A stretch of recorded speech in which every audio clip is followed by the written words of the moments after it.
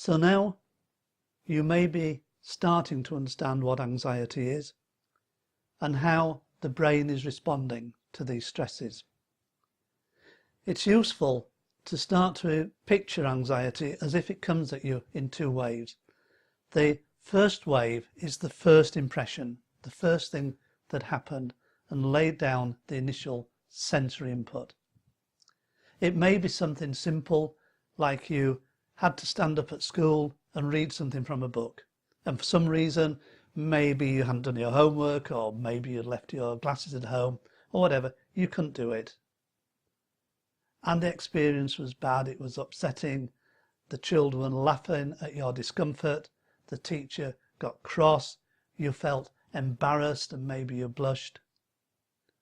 But then after that, within 10 minutes, the system probably settles down, you go out into the playground, and for a long time you forget all about it. But then many years later, because this memory is stored in sensory input, something similar may trigger. It may be the picture of being stood up and looking at a lot of people in front of you, or just the memory of you can't find your words, or the feeling of not being prepared. And any of those can lay down further impressions as a secondary wave. And that continues over time, and the impressions get deeper and deeper. And so the fear grows wider. So anything that is connected now starts to trigger the anxiety. Maybe you just have to stand up and speak to a few colleagues, and the process of standing and having to read something triggers that first memory. Or you may be somewhere and you falter over some words and look at people and you recognise the expression, and it reminds you of the children looking at you. And so another wave comes and gets laid down, and gradually, bit by bit, this builds up, and so our anxiety impressions gradually form and gradually take over.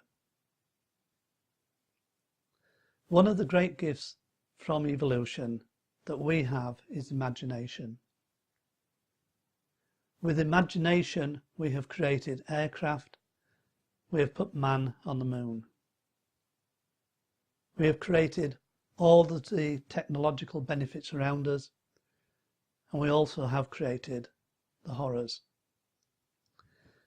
It is imagination that creates our anxiety. It is imagining being in a situation and being there and experiencing anxiety and panic.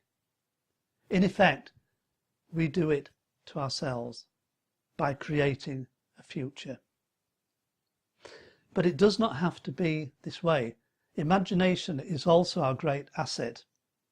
We can use imagination to put ourselves in these situations when we are not like that, when we are experiencing strength, when we are able to cope.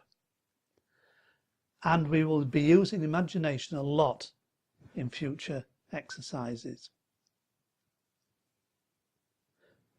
But now I'm going to introduce you to the first exercise in this program.